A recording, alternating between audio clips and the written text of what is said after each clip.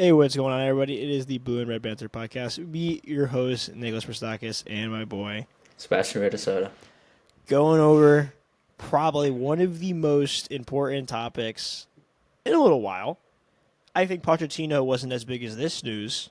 In my opinion, it wasn't as big. I thought we all may or may not have known it was coming. Erik Ten Hag is He got the sacked. boot. Got the boot. He was the loser the loser. of the winner stays on derby. It was only expected. Maybe if West Ham they fought hard and they lost, then maybe he would have been fine. But there was no exceptions with Ten Hag. No exceptions. No exceptions. We labeled it that. We labeled it that. It seemed as almost like it was going to happen for either one of the two. Lopetegui probably has another few games he's salvaged now because of this win. And now Ten Hag, and most importantly, Diogo Dalot has saved your team's season. It's kind of I know before Ten Hag, Bruno missed a penalty against somebody. I don't know. They missed it somebody, and Scotia just looked at him with the deadest face ever, and you just fired me, bro. And Steven Gerrard did that to Rafa Benitez back in the day, and he looked at him and he's like, "I'm out of work now because of you." Yeah. And Diego Dalot. I was clowning on him before. It's like, but wow. now you're thinking. Now, this is a 200 IQ play. Wait, he's cooking. He's cooking. He's onto something. Let him He's cook. onto something. I saw it on TikTok, and it was talking. It was literally like a LeBron clip, and it's like Diogo Dalot when he saves United's season, and it's like him just dunking and everything. This is like what it's like now after he gets him fired, because it's like how you can't make this stuff up. Of course, we all know he was trying to score. He wasn't trying, but now he probably thinks about it, depending on whether he actually liked Ten Hag or not. There's a good chance he probably did like the coach. Like most guys like their coach. There's only a handful that probably did like it. Because I don't know if you saw. I just fired him, man. But Sancho posted a thing where it was like posting a wave emoji on his story. Really? He did it. Yeah, wow. He was posting a wave emoji. There was of course, guys like Ronaldo probably were like happy. And then there was somebody else, I think, that posted something, but I don't think it was very good. But a few guys obviously came out and said, like, "Oh, thank you, Gafford, thank you." But like, how many guys can you actually say probably did like their time under Ten Hag? Like, it wasn't a great time. I mean, I would hate it if we're just losing. I mean, even if he's a great guy and a good person, it doesn't really matter if you're just losing. So. We've seen the recent last few weeks, and the comments he's been making have just not made it easier, one, on the players, and two, himself. Like, we talked about it multiple times, like the mentality you have going into games and the fact that you could just accept draws so easily. Like, no manager goes into a game like, "Okay, we're going to get a draw today. That's a good result in my eyes," Yeah, the only person that's looking for a draw is a relegation team. Yeah, if you're at Ipswich and you're like, "We drew against Liverpool today. Insane result. I'm so happy for the guys." Yeah, we went into Fenerbahce and we got a 1-1 draw. Like, that was a really good result, dude. Yeah, no. Like, huh? What are the levels anymore, dude?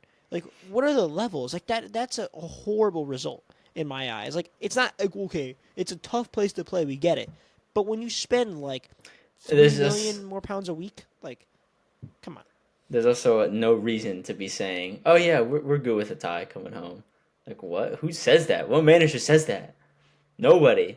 I mean, in the locker room, as a player, and I know when you're playing against like a really good team, or you've had a slouch and and wins, and you get that tie, you feel like a little something. Mm-hmm. It's not a win. It's not as good as a win, but you came out. It's like we fought hard, we defended hard, and we came home with something. You keep that in the locker room, though. You don't come out and be like, we're happy for the tie. Like, no, that's unacceptable. There's a difference between getting the winner and then, like, getting the goal to earn a draw. Because, like, when you get the winner, it's like you were almost at that draw and you get the winner. But then when you get the goal to get the draw, it's like, okay, maybe you proved that you could salvage it in the tough times, which is good. But like, it's not even like they're doing that in a way. Like they're just like drawing these games consistently. And then in the Porto game, it was bad because they went up 2-0, and then they lost it all, and they had to salvage it. So they did get the goal to salvage it in the Porto game, but that game was just a. It was like a what's the word for it? You shouldn't have been losing the lead in the first place. I guess that's just plain and simple.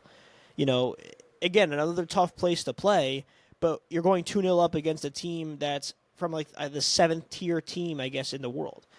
Again, another situation where you're spending another, like, let's say 2.5 million more pounds a week than Porto is. Like, it's one of those situations where you just can't be accepting any other result except wins. And we looked at United's list of teams they're playing in the Europa League. They're not really good teams anymore. You've got a bunch of freebies at this point. I mean, You know, they better be freebies. They better be. you've got 3 draws in this competition now. You can't take much of any other results for the rest of the campaign. You've got 5 more games left in the Europa League to just hopefully get 5 wins. Because like in best case scenario, you just go through to the knockout stages, but you want to go through the round of 16 mandatory first of all, because of course first 8 go through the round of 16, and the rest have to play the knockout phase. Yeah.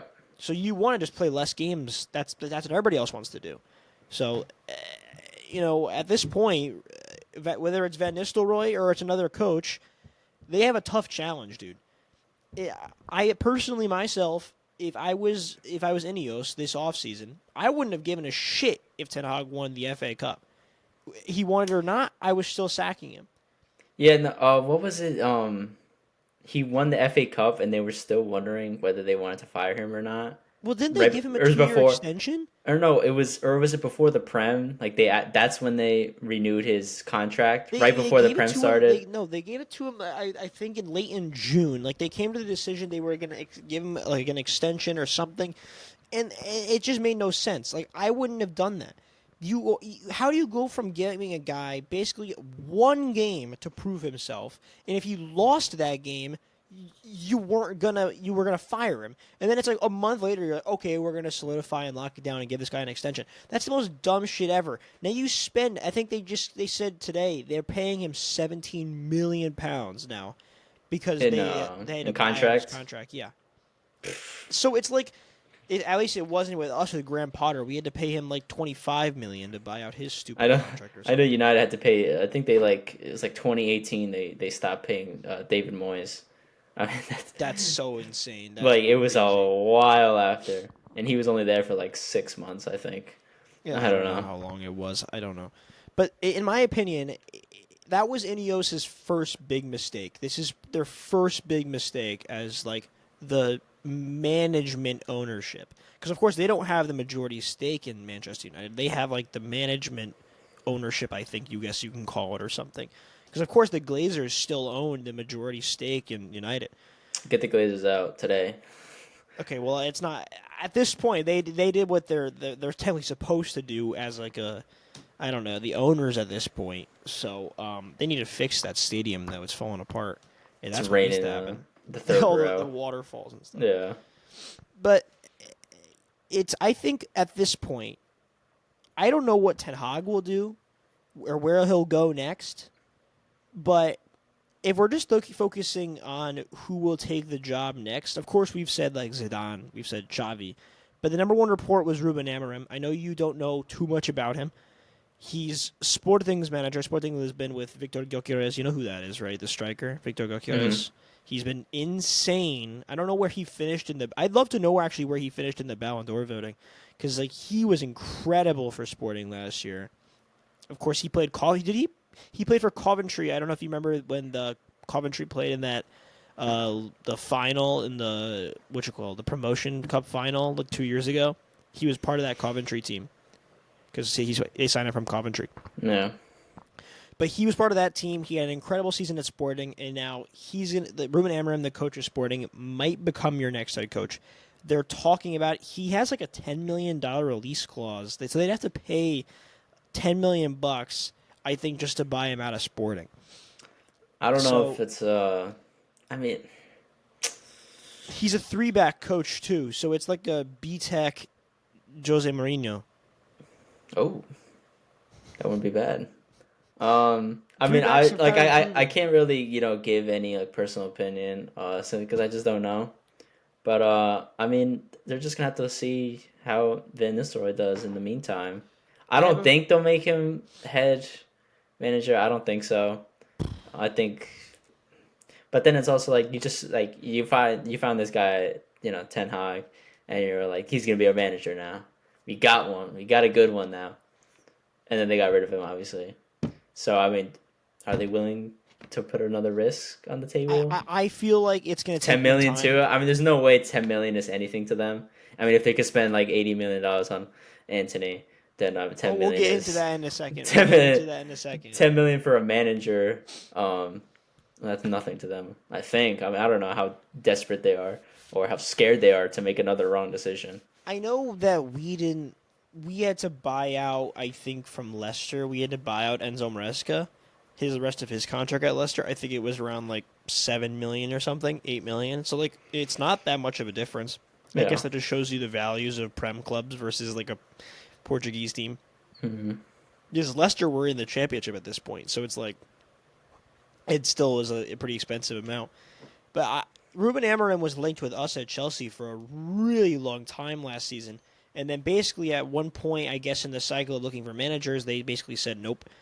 And then recently today it came out, they said that Enzo Maresca was linked with United as well.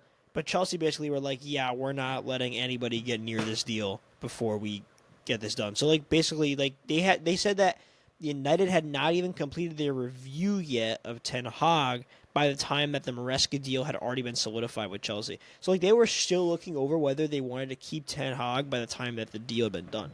So like Just a mess. it's a mess. Just a It's a mess. complete mess. They spent way too much time. Way too much time. And at that point I think they basically just felt desperate.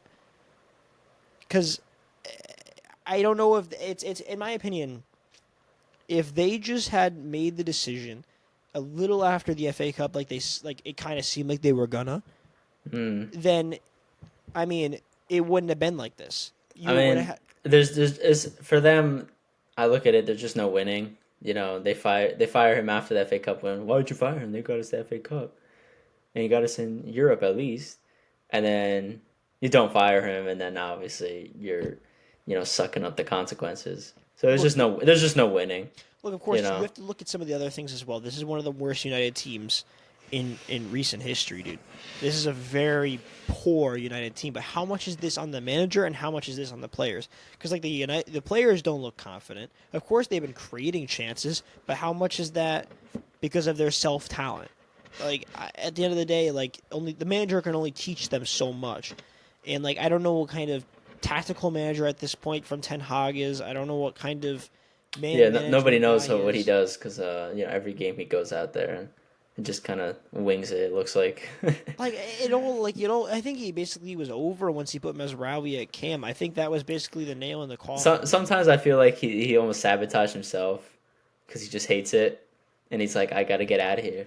This sucks. So he's like Mesraoui It as all, striker, Delo and keep. This will do it. This will it get me almost away from. seems like honestly, in my eyes, like it easily could have been that. I mean, you'll never know the reason. And I'd love to hear the conversation that the board had with him. Probably either Sunday night, or Monday morning. Obviously, this morning. I would have loved to hear the conversation they had with him, because are they just like, "Hey, dude, the results suck.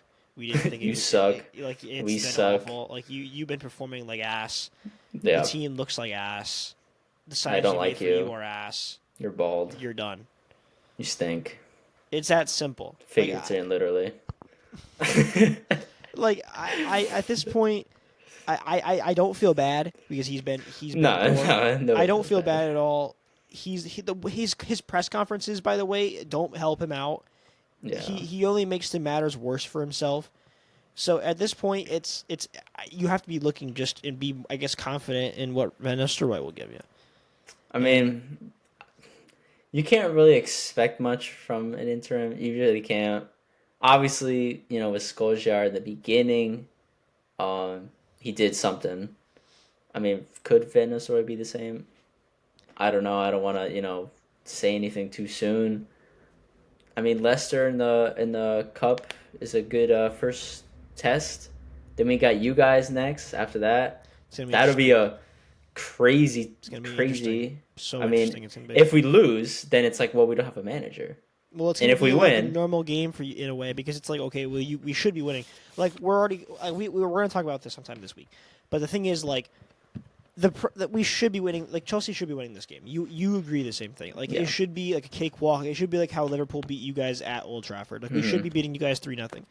But the thing is, like we've talked about this a little bit. I talked to you today about this.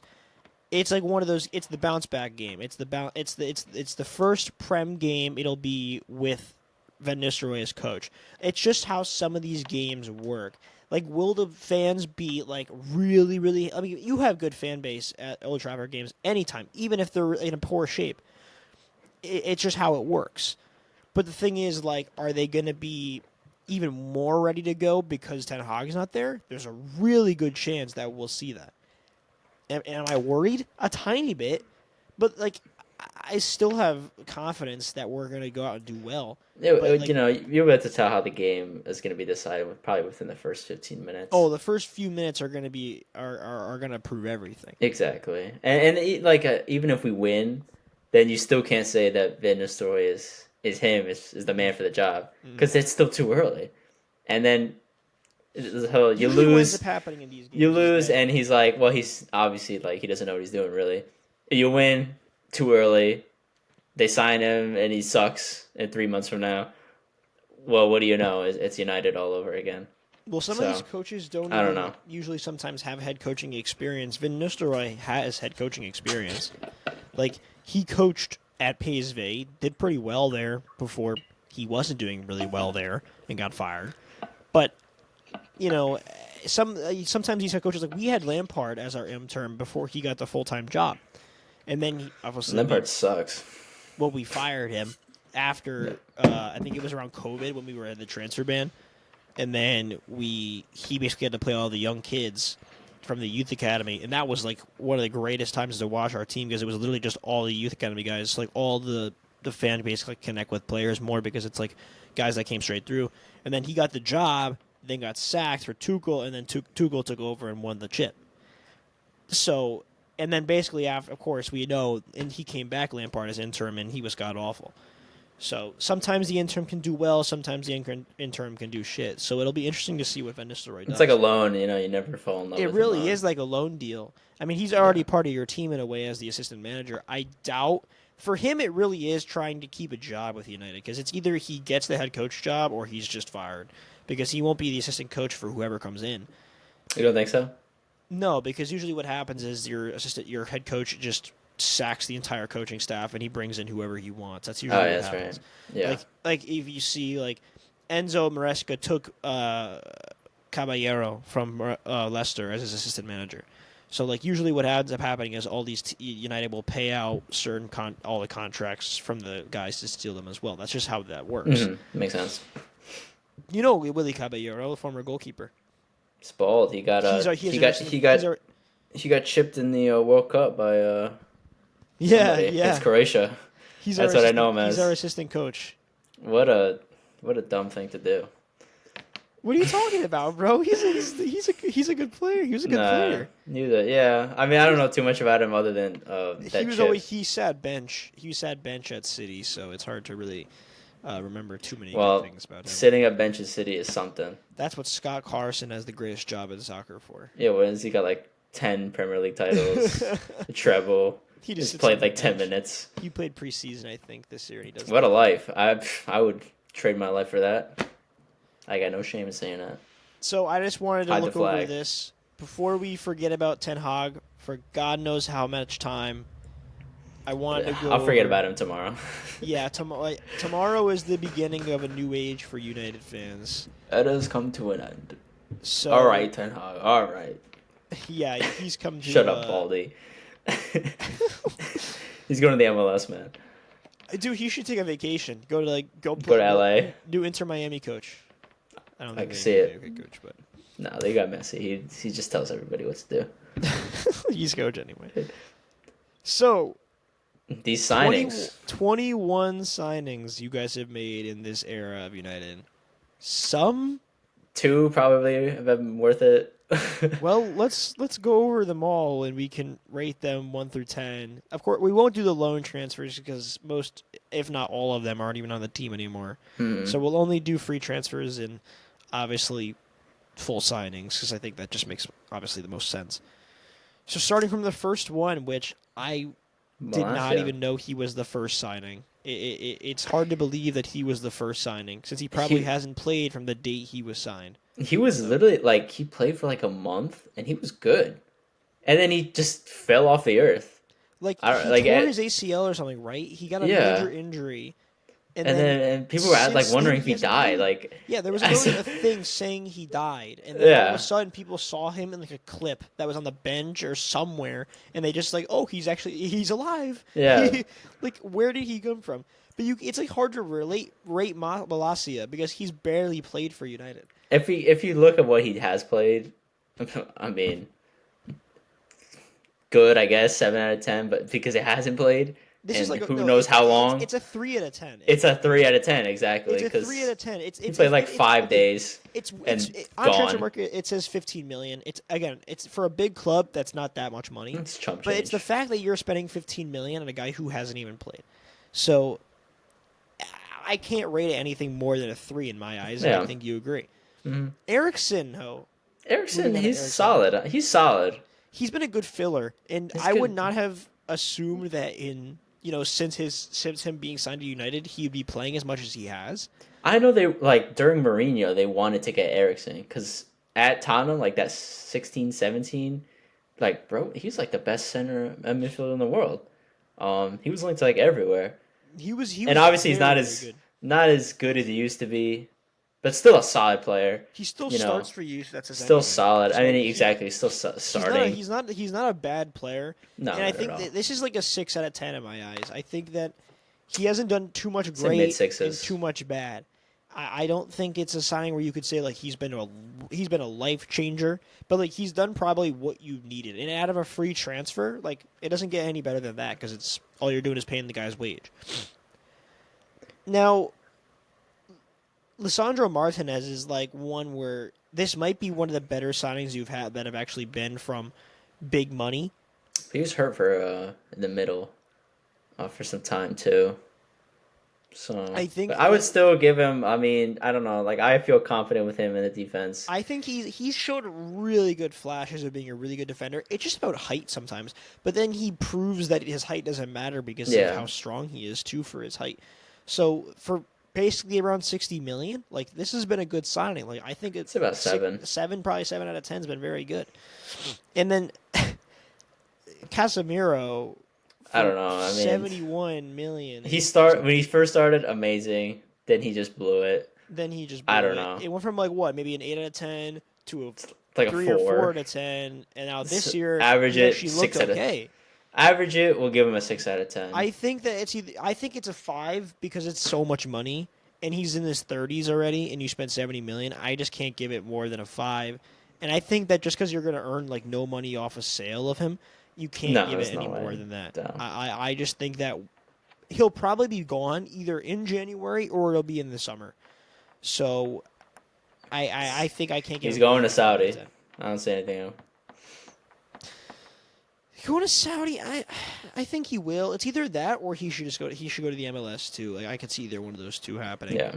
So, but either way, 5 out of 10. He's rejuvenated a little bit this season, but he still hasn't looked special. So, now on to our pride and joy, the poster boy of the podcast, the man Anthony. Of the hour, the man of the injured reserve list, Anthony. 95 million euros is what they spent on him, dude. That is ridiculous. 1 goal, I think, in like 10 years or something. Dude, 10 out of 10 for me. Hey, dude, 1 goal every 365 days or something, right? Every blue moon. Yeah. Every blood moon, Anthony scores, bro. No, it's like how do Yeah, you? no, it's such a joke, man. It's How it's just a joke. Like, it's a joke. I remember when they were talking about signing him, Ajax were like, "Oh, you're gonna have to pay us 90 million if you want him." Like just like they were like, "Ha, you have to pay 90 million." Okay, yeah, okay. they were like, all right, It sure. was like nobody understood it. Like we saw him and we are like, "Oh yeah, Anthony's a pretty good player here," but like he's not. He's playing in Ajax and the Dutch league, and like never in a million years would anybody be like, "Oh yeah, let's spend like $100 million on a guy who's barely shown anything." I mean, when they bought Anthony, he was like, what, 22, 23? Now he's like 25, 26 or something. So, like, dude, he's shown nothing. And this is up there for one of the worst signings of all time in a way. It Because probably is, yeah. when it comes to how much money you spend on players and how much they perform, this is really bad. Like, this is really, really bad. And I can't see it ever recovering. Especially like he twisted his ankle or something, right? He sprained his ankle. I think the other day they said in that Something game versus lame. Fenerbahce, Yeah. he's gonna be out for probably not that long. But at the same time, he won't start anyway. Yeah, no. He's not good enough, and he's been so poor every time he does play that it's just like, what are you gonna do? This is like, dude, I can't even give this. I don't even want to give this a 1. Negative, maybe. I think this is a 0. This gotta Like, be 0. I think if you're going just straight off a 0 to 10, it was bad. Yeah, there's just no other. I mean, 95 million for like 2 goals. Yeah, and his 2 goals came in his debut, right, and Mhm. then again in the League Cup games. he That's had it. one. He had the one versus Liverpool, which is actually good. That was his one notable goal, was scoring against Liverpool in the FA Cup. And that's what 95 million gets you, 1 goal against Liverpool. So maybe Oh a my couple more God. 100 millions, and we'll get 2 goals. It's just so poor. I think that like takes the cake of like poor transfers, and of course we've done some pretty poor transfers. But moving on to another poor transfer, you could see the name Mason Mount from us. Another But guy who's honestly, basically just been. I don't even know why they signed him. They're like new number 7. I was like, he's gonna be trash. Like, I don't want him. Why did we buy him? As a Chelsea fan, of course, There's no point. I loved Mason Mount, and our fans loved Mason Mount. At But Chelsea, he was good, and like, why come to United? but Like, the thing is, he didn't want to sign a new contract, and he abandoned ship when he saw that Chelsea was they were going sinking. downhill. So that's why last season we played you guys at the Stamford Bridge. Mhm. Enzo Fernandez was like shitting on him on the sideline. He was like, "You're a bitch. Like look what you left, buddy. Look what you left and look what you joined. Like it's one of those scenarios." Now And Enzo's on the bench because he stinks. yeah, but at least he's playing on a team that's good and not a team that's ass. It's that simple. Okay. Mason now has like 19 appearances and 1 goal for your stupid team. So he has. It's and if you $65 look at million. the statistics, yeah, exactly. 65 million for this guy to not only play like ass but to be injured as well. Like he isn't even on. He's not. He's injured currently, right? I'm almost certain he's injured. Currently. Yeah, I don't even know And what he hasn't happened. been playing for that reason alone. Like I've been asking. I wanted to ask you like when is he coming back? But like he Nobody probably knows. who knows because he's another guy who hasn't been healthy. Of course, I don't know if he was a United fan or something. I don't because he wasn't a Chelsea fan growing up. Was he not a? He was an academy player. He for was an Chelsea. academy player, but he wasn't a Chelsea fan growing up. So I got no clue. I don't. I'm not 100% I don't certain. know. But It this is says up a there 2 for out of really 10. bad transfer. This is a 2 If it was or a any, 1 out of 10. if it was any more money, then it would have been worse. The thing is, I could see Mason Mount recovering a career before Anthony can. That's why I would give this like a 1 or a 2 out of a 10, just because Mason Mount has showed at the Premier League level that he could be successful. That's Yeah. the only reason I would give this anything more than that. Now Johnny Evans, like another guy that like should not be on this team at all. Like the only No. reason he should be on this team as like a coach. He should be a coach, like a center back coach or something. He should not He's be one of those here to guys do a that job. he's one of those players that's like you need like 5, 6 English born Yeah, players he on your should, has roster. requirements to register. Yeah, that's him. He's the guy, the English guy that they need to I'm call up. almost certain he was gonna retire before they signed him last year. That's what like- you said, yeah. I'm almost certain. Like I said that I think yesterday or the other day or something. Like I'm almost certain that Johnny Evans was gonna retire before that. And it's like one of those things where like literally Johnny Evans was playing for United in 2012. In like 2012 as a starter. We're not in 2012 anymore, bro. No. This is 2024. And we're But Manchester United. like to be fair, I mean, he got what's it called? He got a Champions League man of the match. Oh my god, bro. So it's like It's a free like it's transfer. impressive, bro. Like it's impressive. It's a for free like transfer. for Johnny Evans, it's Come on. impressive. And I don't know, he's just He's just a guy there, I guess. It's like a 4 to 10 at this point, 4 to 10, 5 out of 10. Because at this point, United should now be re-signing guys who played for them 10 years ago. It's embarrassing. It's just like one of those signs where you're like, that was the only option you could make. Like, are you serious? That's the only signing you could have made. Like, I don't. It's just like it's crazy. Onana, Andre Onana. One where it's, again, hard to say because at this point, I don't know. Onana is a very eccentric goalie, a very wild goalie, and that's what we saw out of him very, very early on in this United tenure. But since then, he's been a lot better, and we see he makes really, really good saves now and then. Yeah, I mean, like if you look at last year, just piss poor. The man let in like 80 goals or something. He's letting in like 3 goals a game. I guess even when we played Galatasaray in the Champions League, he let in like 2 like just awful goals from I think Ziyech it was, but just piss poor. Now he's looking better.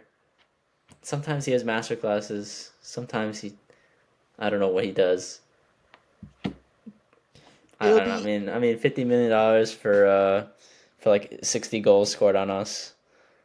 Again, that comes down to more than just the goalie as well. Goals scored. Yeah, it's hard to you can't really expect them to save everything when your defense is just pretty much a open hole in the wall. I think it's hard because I think Onana could be one of these guys that might as well be forced out of the team because of course whoever comes in as a new manager might not like the way he plays goalie. So it's one of those things that. He could get replaced. I think Onana's a pretty solid goalie. I think he needs to be less eccentric, but I think he's all right. I don't think he's an immediate. I don't think he's a position that you need to worry about immediately, though. I think there's bigger needs in your team that need to be figured out before Andre Onana were to get the boot. I think it's purely that simple. I agree. If you had to rate him though. Like a 4? I think it's harsh. I think a 6. I think it's very harsh to give him a 4. I think that because of the team, I think it's been a little harsh. $50 million's a lot of money, but like an average 5 or 6, I think is about all I can give him right now. But I don't think he's been spectacular enough to get anything else. Now, Højlund, I'd love to hear your opinion on Højlund because this is one of those ones where. It's very harsh. I mean, too much. Last year he went like 7 months without scoring the Prem, then scores a hat trick against Bayern, and now I mean I guess he's a little consistent. So I don't know. And then what was his fee? 74 million. 74 million, man. 74 million was scoring the Champions League. Now we're not in the Champions League.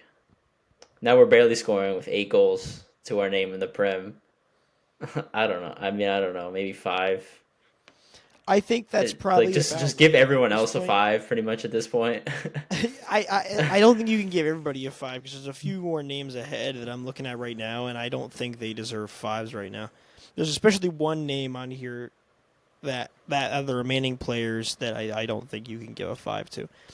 But I personally with Højlund, I think that.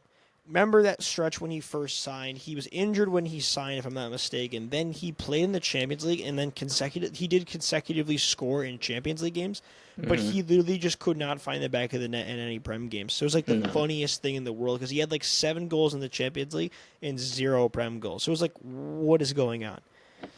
But Højlund has been another guy who I think could be fixed, or with the right coaching and everything could just be a good player. And he's already looked decent in some appearances for you guys. Like, he hasn't been a problem. Again, like, some players you could tell are the problem with this team. And then other players you could tell aren't the problem with this team. So, in my eyes, I can't see a way to right now label Højlund as the problem. And that's why I think, again, like a 5 right now is fair because he hasn't been anything bad. He hasn't been necessarily really good. And now, like, I can't even rate Altay Bayender. Like, he hasn't even. I don't even think he's ever played a game for United. Like, I is don't he even know still who the on man the team? is. He was signed as a backup. I remember that. Like, can I click on him to see? He still plays in United, and he's played. He actually played in your EFL Cup game this year. So, what is going on anymore? Whoa, Whoa, Nick, whoa, what are you whoa, looking whoa. at? Yo, relax. This man needs Relax. to chill on the podcast. Yo, PG-13. I, that wasn't me, I swear, bro. I'm just All right, clicking. all right. It There wasn't are me. attractive singles in your area. Yeah, Guildford. Okay. That's the location. That's crazy. No, Yeah, like I don't know who the guy is, so Bayender's maybe the back. I'm just a bad fan, I guess. No, Bayen. It's not. It's you shouldn't know everybody. Like there's some players in your team you're never gonna know unless you're like me and you know everybody. The nerd. Yeah, unless you know every single player. But it's not even like it's a guy you can't grade because he's played like 4 games. Yeah, I don't know. It's NA out So of 10. it's yeah, NA out of 10. You can't Yeah. grade him because he's been impossible. Amrabat would have been a guy I thought we would have graded if he did sign, but they came to the conclusion not to sign him. So they spent $9 million on a loan fee just to not buy him. That's crazy. Yeah, he was good when he He's first okay. started, and then he kind of just wasn't. I don't know. The He hype, played I a guess, lot of kind of positions, died. man, for them. Um, I mean, yeah, I don't know. It's whatever, honestly. NA Then you've got all the signings from this year. season. Xerxes was the first one, and he's looked very mediocre. Yeah. Very mediocre. I mean, he scores in his first game, and you think, oh my god, we finally got a striker, and then just does nothing else. Yeah, he's been very Um, mixed bag, but like most of your signings have been a very big mixed bag since they've came here, so it's a hard one to rate, man. It's hard to rate any of the players that signed this window because Yeah, it's a little too early to I really. think it's too early, but you already have gotten a pretty good, seeing of these guys. Like Xerxes played the majority of the games this season, and he's looked.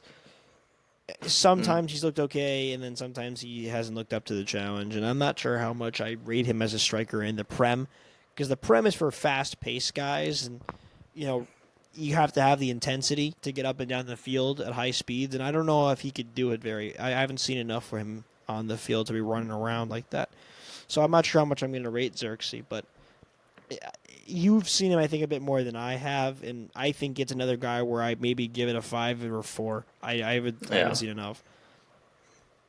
Euro hasn't even played a single game yet, has he? I don't think so. I don't think so either. He broke his foot in the first preseason game they played in, after they had literally signed him knowing he had a foot problem. Like Smart. That makes sense. They literally signed him, and they're like, oh, he has a foot problem. And they're like, well, we rate his talent so much, it doesn't matter. Okay, I can understand that. But why don't you just, maybe, I don't know, let him sit for a month and heal before instead maybe making the injury worse? Maybe. Dude, it's just a thought. Are you dumb? Just a Why thought. would you do that? Why? I personally do. I care about player safety over making matters worse. No, it's all about maximizing. Dude, why don't you just say investors. you're an idiot? Why don't you just say you're an idiot? It's all about maximizing investors' money. Yeah, all spending right? $62 million on a guy for him to just not play for 4 months is a great way to spend money. So, I watched a little bit of his stuff at Lille. He looks great at Lille in the French league. Yeah, But again, French league is nothing, bro. Again, though, it's hard to rate a guy he hasn't even played. So you can't rate him. You can't rate him, and you just got to hope, as a United fan, that when he comes back, he's going to give you something. Now, at this point, De Ligt and Mazraoui, I think, I want to rate them both at the same time because they came from the same team. But the thing is, Mazraoui's looked okay in his appearances for United. I actually think he's been pretty decent. So, Definitely. Mm-hmm. If I had to guess, you don't agree? No, I do. Oh, I thought you weren't agreeing with me. I'm like, No, you I don't do. agree? Because I think Mazraoui's looked okay, and I think he's been a good serviceable player. And De Ligt, of course, he gave up the penalty in the last game, but I don't think he's been necessarily a problem either. No, they're both solid. I mean, it's hard to defend when your team just has no tactic, and then one of them obviously plays Cam.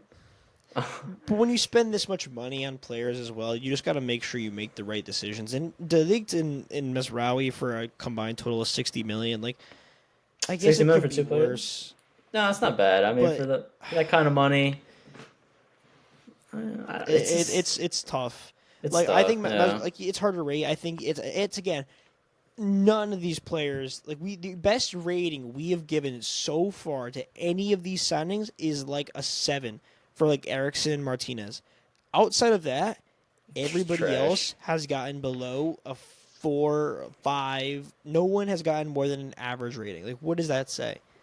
It shows that everybody's been dog shit that they've signed. Yeah, They haven't signed a productive player.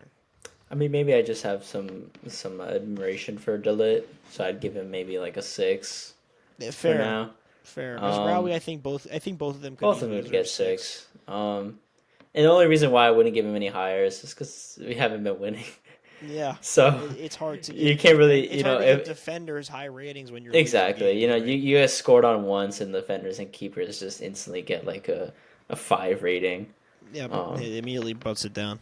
Exactly. But yeah, maybe a 6. And your last signing, Ugarte, I mean, man, he's in and out of the lineup at this. He was in and out of the lineup all throughout the season so far. Of course, again, he was the last signing, and the latest to come in. I mean, he signed August 29th, so he was in the last few days of the window. So he actually signed after the season started. So it's already hard enough for him to come into the lineup and get, Honestly, when they signed him, I didn't even know who the guy was. It's Maybe crazy because I that don't you know say ball. that yeah, I think Yeah, I just don't know ball. I don't know if you know his ball as much because I remember he was a really big at Sporting before PSG signed him, and I thought it was the dumbest decision ever for him to go to PSG because, like, as a normal fan, you're like, okay, well, he's never gonna play at PSG, dude. Like, you have to know when it's smart to move to certain places. Like, if he should have moved to United at first, and he would have been starting over Casemiro. Like, that deal could happen 2 years ago, and Casemiro never would have signed. But instead, he's a dumbass and went to PSG to get no playing time. And at this point, he's been kind of in and out of the lineup, and when Manu gets back, it's only going to be harder for him to rotate in and out. So it's like a guy who, as well, maybe you can give a 4 out of 5 to, but you can't give him like anything more than like a 5 probably. And that 4 out of 10 is not really like a harsh rating because he sucks. He's just It's just that playing. he hasn't gotten the playing time and Yeah, stuff. exactly. Like most of the last list of players, it's hard to give ratings to simply due to the fact that they have had such limited time and you can't grade them yet. But with some of the other ones who've had more than a year, like, we know they're trash. Yeah, we know they're trash, and they've proved that they're trash. Solidified garbage. Not Anthony, though. Not Anthony. He's good. He's good. The only thing he's good at doing is fidget spinning on the ball and then pushing it out of bounds. That's all he could do. That guy's more. But can you? I can be a fidget spinner on the field and push the ball out of bounds too. For 90 million, though? For 90 million, I could do that for free, bro. I'll do it for free, bro. I'll do it for free. I'll do it for free. Give me a United. Give me a sandwich, bro. Give me an Italian sub from Subway. Bro, let me get a pint. Let me get a pint at the stadium before I go out there or something. Yeah. Let me take home a chair or something. I don't know. Come on. Like, at this point, like, any of us could have done that. We always say this. It's crazy that we say this, but we always say this. At Real Madrid, can we go out there and score a goal or get an assist? Like, we say this all the time. Yeah, give me a whole season. Pay me. Don't pay me the whole year until I score 1 goal or get 1 assist. Dude, I guarantee I could do it. I guarantee. It's so bad that we're saying this because, like, once get we get dogged out on, bro. there, we get dogged on. We get dogged on so But, quickly. like, if you put us on the best team in the world, I bet I can maybe get a goal or an assist. There's no way. I mean, just. I'm over not the that box. bad. Let me I'm take a not that penalty. bad. Let me take a penalty. I could bro. score a pen. No So way I easy. can't score a pen, bro. I'm slotting that. Against like 6'5" Courtois. Well, he's on Real Madrid. He's but on your You get the team, idea. bro. You get the idea. You're playing against a dumpster La Liga keeper. Come on. What was the name? Unai Simon. He's good. He's good though. He's not a dumpster keeper. He's not. He's a good He's goalie. not. Jordan Pickford. Ben's recently, dude. That guy's been wild. Roberto Sanchez. Robert Sanchez, bro, scored a pen. He saved a pen against Bournemouth. I don't want to hear that. My fault, bro. My fault. He's been My busted fault. recently. But I wholeheartedly believe that if I played a full season at Madrid, I can get at least 1 goal or an assist. I believe that 100%. 100%. I could stay on side too, unlike Mbappe. Oh, I could stay on side 6 times more than Mbappe can. I think that makes me better than him immediately. Definitely. The fact that they caught him at his ass offside 6 times in that game. Bro, he was just like so desperate to score. He didn't realize what he was doing. So desperate. I actually think that Real Madrid were more. They were a better team without him. Yeah, because they already got wingers, and then they just sign another winger. Like, what's the point? They needed a center forward or striker. It's crazy to say this, but I think that they were better with Joselu. Because I think that Joselu would drop deep more, and he would just be the guy who would collect the rebound for a shot. He wouldn't need to make the runs. They would focus their play on the wing anyway, and Joselu would just collect. I mean, you saw when he scored against Bayern. Joselu scored those 2 goals off the rebound from Neuer, and the other, I forgot how he scored the other one, but it was the rebound from Neuer's miss. And then, but Mbappe is not that type of striker. He wants the pass in behind to run into. Mm-hmm. So it's crazy. We're not even talking about Chelsea or Madrid or Man United anymore, but like, it's just one of those things, bro. I think they might have been better off without him. He should have came to United. He might have been. He definitely would be so washed. He wouldn't even get above a 6 rating, dude, if he signed for United. You know how crazy that is? United would make him bad. You know he can make anybody bad. You know what that would remind me of? Martial. Martial. It's not even from a French link. It's just like the Ballon d'Or clause. Dude, imagine. See that? They're like, oh yeah, if you win the Ballon d'Or, we'll pay you like 50 million. Yeah, the Ballon d'Or clause is so crazy. If I win the Ballon d'Or, you can get like $1 billion. Like I think they have something like that in Mudrik's contract too. That's never happening, bro. Yeah, at least he's showing a career upward trajectory right now, unlike most of your team is. So they're all just trash. I said, I know I've said this to you, like if I went 1v1 versus like Maguire, like I'm beating him all day. There's no way I'm not. If I'm going 1-on-1 with who's pretty bad on that team. You have no idea how much. If 1-on-1 against Casemiro, bro, I'm locking his ass up. You would have no idea how quickly he would steal the ball off you. No, I'm him, bro. Dude, you have no idea how quickly he would. I'm him. You're him until you're not him. You would literally start dribbling, and he would run at you, and he would dog your ass. No, like bro. It would be literally in split seconds. Like I could count, like one. Oh, he's gone. He's going the other way. No, bro, I'm him. You could say that as much as you want, and it's. Just I could clamp up Adama Traore. All right, dude. Not only is that's a guy who could bench more than your ass. He was like, yeah, I don't lift any weights. He's like, yeah, I don't lift. I'm a genetic freak. Yeah. No one looks like that without lifting. I'm sorry. Like you cannot tell me that guy does not lift. That's not true. That's not true, bro. Maybe we're just jealous that we don't look like that, and we do lift. Dude, I would. And we lift every day. I would look like Adama Traore, bro. That guy's a maniac. He's like super fast, and he looks like a bodybuilder. We should look at all the Chelsea signings too in another episode to go over. I think it would be very interesting to see. It's a mixed bag, actually. I think it's a very mixed bag because there's a lot of signings that have proved to be really, really good, and there's a few where they're not even on the team anymore. Because some of those United signings, I think, if not all of them, how many of them that we named that they've signed are actually not on the team anymore? Still. I think all of them are. Yeah, all of them, I'm pretty sure, are still on the team. So, like 4 of them, 5 of them just signed. Well, you have to remember, he came in 2022, so he's only been here for, not that long in essence. Yeah. 3 seasons. It's just about 2 years. A little over 2 years at this point. So it's like, he's only had a certain amount of time. And, well, of course, you're not going to sell players too fast. But when your players don't perform, like, okay, sometimes you got to own them to a mistake. And that's what most of the Chelsea signings were. So we're going to have to do that. I think it would be very, very, interesting to look and see all the Chelsea players over the last few years and see how they've done. Since that takeover, so probably since the Todd Boehly era started from 2022, I think, 21.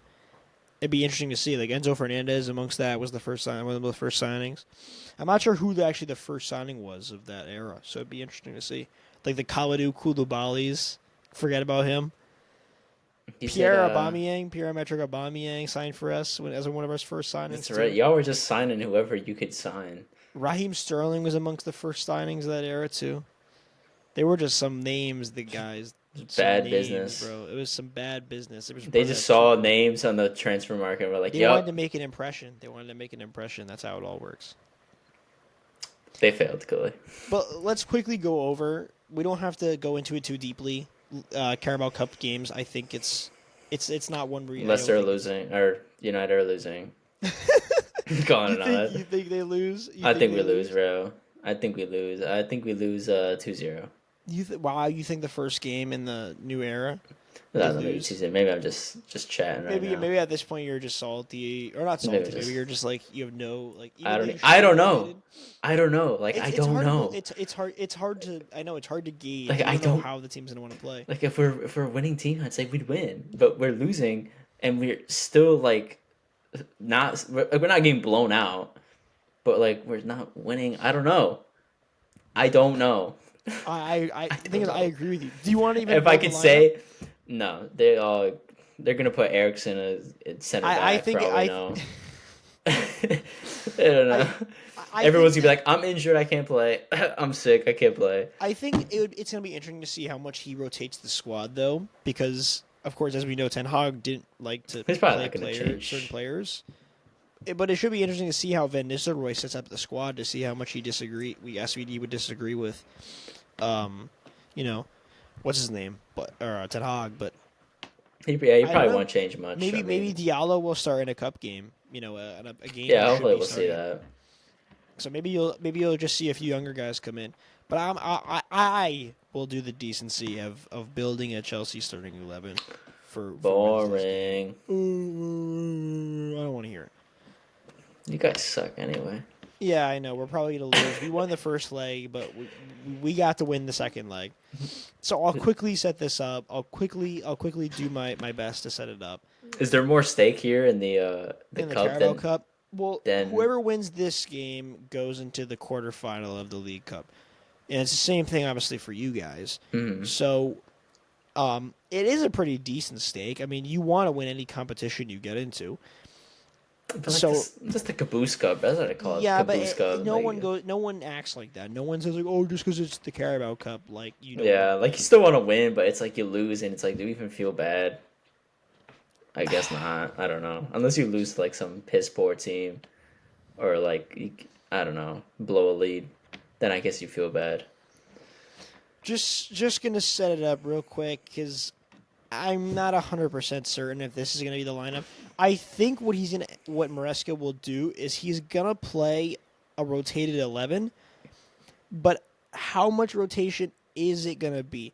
Because I'd be very curious to see if he's gonna put, a lot of guys in that were starters in the game of the weekend, because usually what you see is when you have a team like this and how we've played this season, you haven't really seen that kind of rotation. And, when especially I look at this right wing right now, because of course Sancho didn't even play. Sancho did not play on the game on Wednesday, or on Sunday. So does he play in this one? Because I said it on yesterday, I didn't think Sancho fit the tactic in that game. So I feel like Sancho has to play. So will Mudryk play on the right and Sancho play on the left? I think I might just keep it like this. Because there's going to be rotation. And I think it's going to be the same thing with Newcastle. Both teams are not going to start the same 11s. Of course, I think he might... I have him playing our maiden... how we've been playing our 11s throughout the season. And that's by playing, the A team and the B team. And do I think that he'll play maybe the Fernandez and Dewsbury Hall midfield? It's hard to tell. But there's a good chance it might end up happening, just because I think he wants to get the squad rotation in. So I think this is what I'll stick with. And I'm going to go again, and I'm going to get the exact same result as we won, 2-1. I think it'll be a 2-1 win again. I can see that. I could see us giving up another goal. And Maresca has been saying it recently. He's been happy with how we've been attacking, happy with how we're defending. It's just like the one little moment that we've been conceding and giving the goal up. So it was a very good performance on Sunday. Let's hope we can carry it over. And maybe we'll see a surprise result from United. Probably not. Maybe not. Probably not. You are very, very wishful. You really are a great fan. Like I was saying, I thought we'd win against Galatasaray. We didn't. Thought we'd win against West Ham. Or Fenerbahce. What the hell am I saying? Fenerbahce. We didn't. What's the point of even saying, giving a positive prediction? Well, you're in the trenches at this point, dude. You're in the trenches. You can't even give me one positive result. I guess you'll have to wait. Maybe a positive is we'll attack good, man. We'll attack good. We're gonna do swell. We're gonna show. We're gonna fight and fight hard. Fight and win. Come on, Seattle. Yeah. That's how the fans are gonna be. I hope nobody shows up to the game. I don't think you guys are at home, if I'm not mistaken. I hope that nobody shows up anyway. I don't know if you guys are in Old Trafford, so I don't know how it's gonna be. But maybe we'll see more confidence out of Sebi after the game on Wednesday. I gotta get back in the suit, man. I gotta get back in the suit. I'm missing it. You're feeling. If we win, I'm about to be like, we're the best team in the world. And then the next week. We beat Leicester. And then the next week, oh my god, we suck. Yeah, we're trash. You guys get tossed up by Chelsea. It's going to be all over for your ass again. I can't wait to edit this with the little... The clown face on my face. Yeah. Oh my god, bro. Watch it. But let us know what you guys think. Personally, I don't know what's going to happen to this United team. I don't know what's going to happen. Vino Sorai's got a hard challenge ahead of him. And whoever takes over is going to have a hard challenge. So at this point, it's about just simply proving yourself and showing what you got. And that's all you could do. But let us know what you think. Thank you very much. Thank you, Sebi. Peace.